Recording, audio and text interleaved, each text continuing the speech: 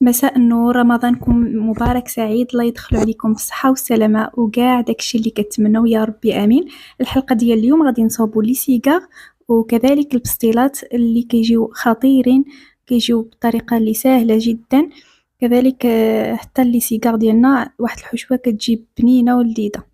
هنا عندي دجاجة اللي فيها 2 كيلو، يعني دجاجة كبيرة اللي نقيتها، يعني غسلتها مزيان بسكنجبير والحامض واستقطرتها مزيان. كنضيف ليها واحد 2 حبات ديال البصلة اللي قطعتها شرائح. ديك الشرائح كنقسمهم على نصف. هنا ربطة ديال الربيع، كذلك القرفة، كذلك الملح على حسب الذوق ديالكم، وإبزار والخرقوم وسكينجبير. بالنسبة للمكونات والتدقيق شحال عملت غادي نخليها لكم في صندوق الوصف لتحت. هنا بالنسبة للربطة راه كنديرها هيداك باش ما تكحلياش المرقة ديالي. هنا درت واحد الكاس ما تصوراتليش، واحد الكاس سخون اللي دوبت فيها زعفران حر والضمة ديال زعفران. هنا من بعد ما طاب الدجاج ديالي مزيان كما شفتوا معايا راه حتى تهرى، غادي نحيدو وغادي نخلي غير ديك الدغميره. بعد ما نقيتو مزيان بديك الدجاج اللي كانت تفرتت، هنا غادي نضيف الزيت ما كنديرهاش انا من الاول، كنخليها حتى كنحيد الدجاج عاد كندير زيت الزيتون اولا الزيت النباتيه. هنا بالنسبه للزيت راه عملت نص كاس ديال الزيت، نص كاس ديال العنبه، وهنا ملعقه كبيره ديال العسل اولا ديروا السكر اللي بغيتو. مي العسل كنفضلها احسن.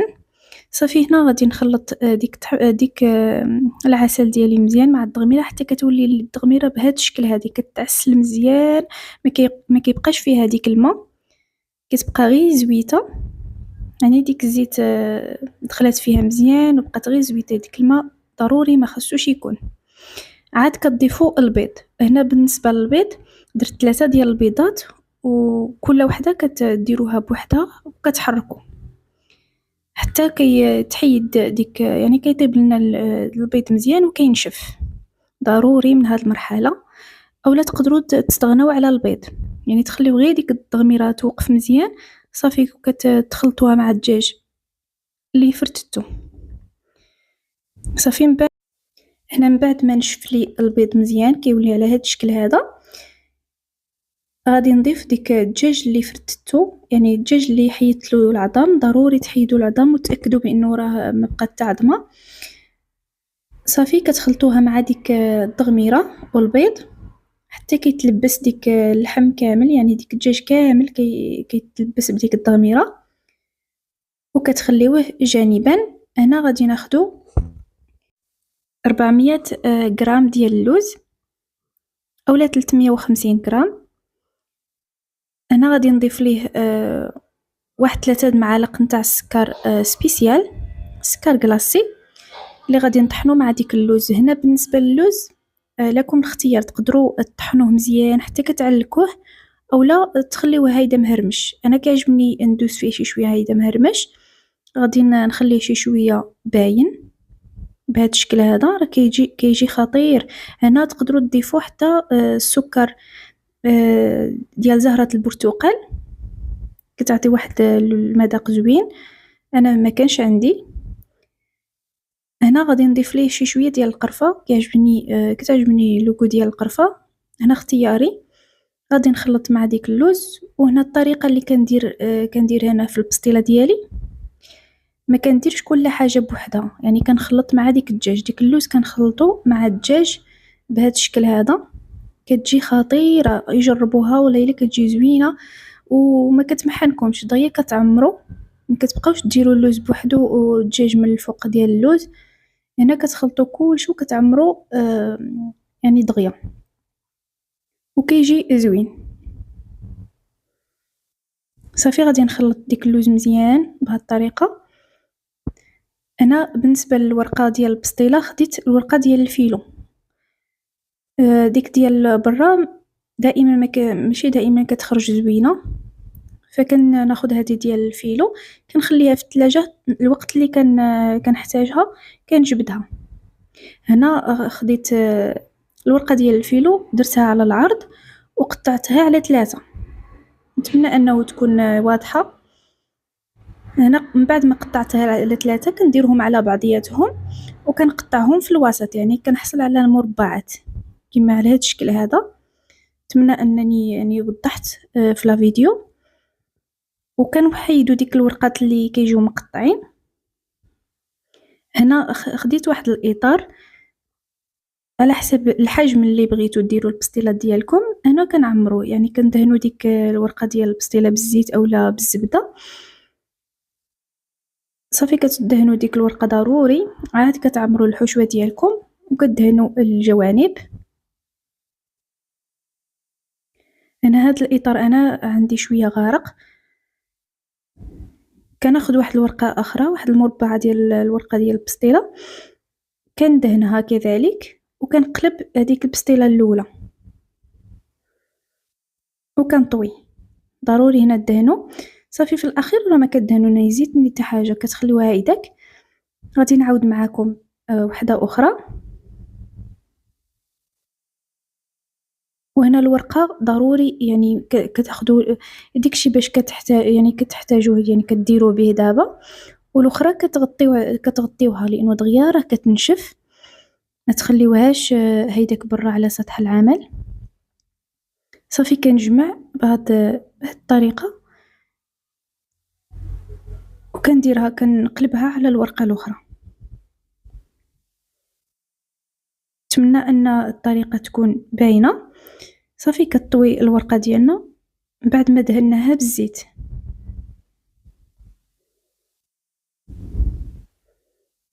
هيدا كيجيو يعني هاد الحجم تاع هذا كيجي زوين.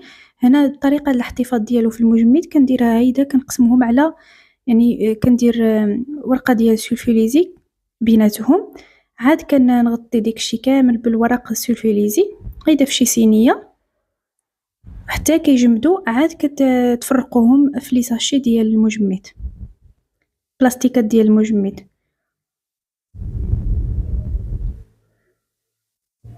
هذه هي الطريقه ديال الاحتفاظ اللي كيبقاو مزيانين، يعني كتخليهم حتى كيجمدوا، ديك الساعه كتحيدوهم دغيا دغيا. وبالنسبه للطياب ديالهم غير كتحيدوهم مجمد، كتدخلوهم للفران يكون سخون، كطيبوهم كيجيو غزالين بزاف كما شفتوا معايا. الورقه كتجي غزاله، وكذلك الحشوه اللي لداخل كتجي غزاله. هنا بالنسبه للسيغار غندير معكم واحد الحشوه اللي كتجي ساهله وكتجي لذيذه بزاف بزاف. انا خديت الزبده اولا الزيت، اللي كيعجبني نخدم بالزبده. فدرت واحد البصله هيدا تكون شي شويه كبيره، اللي غادي نشحرها شويه مع ديك الزبده. عاد غادي نضيف 2 جزرات اللي محكوكين في الحكاكه الغليظه. كنخليو ديك الجزر حتى كيطيح شي شويه.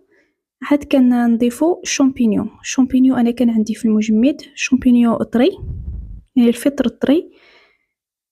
من افضل ديرو الفطر الطري، كيعطي واحد المذاق زوين بزاف. هنا بالنسبه للتوابل درت الابزار ودرت الملحه درتها في الاول مع البصله، شويه ديال الربيع يابس وسكينجبير. هاد الحشوه كتجي معها سكينجبير. ديروا معلقه صغيره عامره والفلفل الحلو. صافي غادي نشحر مزيان حتى كيولي لي الخليط ديالي، يعني كتولي لي ديك الحشوه ديالي معلكه بهذا الشكل. عاد كنضيف الكروفيت ديالي.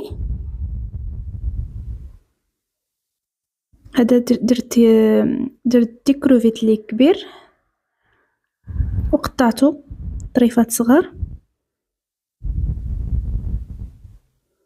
صافي كروفيت ما كيحتاجش بزاف ديال الوقت ديال الطياب. كتشحروا الكل هيدا جيدا. صافي من بعد هنا في الاخير كنضيف الشعريه اللي كنت رقدتها في الماء طايب واحد 2 دقائق وصفيتها قطعتها. قطعوها مزيان حسن، تخليوهاش كبيره. هنا درت الصلصه ديال الصوجه والصلصه ديال المحار، كتعطي واحد المذاق زوينه. الصلصه ديال الصوجه درت هذيك الخفيفه وهذه ديال المحار اختياريه، لكن كتضيف واحد اضافه زوينه. صافي هنا راه شديت البوطه، يعني طفيت على البوطه، وغادي نخلي الحشوه ديالي حتى تبرد. هنا غادي ناخذ الورقه نفس الحجم ديال الورقه اللي درنا في البسطيله المدوره، كنديروا بها هاد لي سيغار، كطويوهم بهذا الشكل هذا. راه واحد المذاق كيجي فيهم كيحمق، تقليوهم اولا ديروهم في الفران اولا في الاير فراير، كيجيو رائعين بزاف. نتمنى انكم تجربوهم ان شاء الله في هذا رمضان.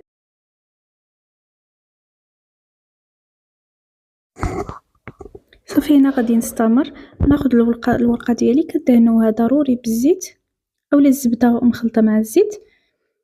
كتعمروا الحشوه، كتعمروش بزاف عاود باش ما تطرطق ليكمش الورقه. بالنسبه لطريقه الاحتفاظ بحال ديال البسطيله، كتقسموا الطبقه الاولى كتقسموا بيناتهم بالسلوفان، كديروا الطبقه الثانيه، كيجيو رائعين بزاف بزاف. تدخلوهم للفران اولا تقليوهم. نتمنى ان هذا الفيديو كان نال الاعجاب ديالكم. شكرا لكم بزاف على المتابعه.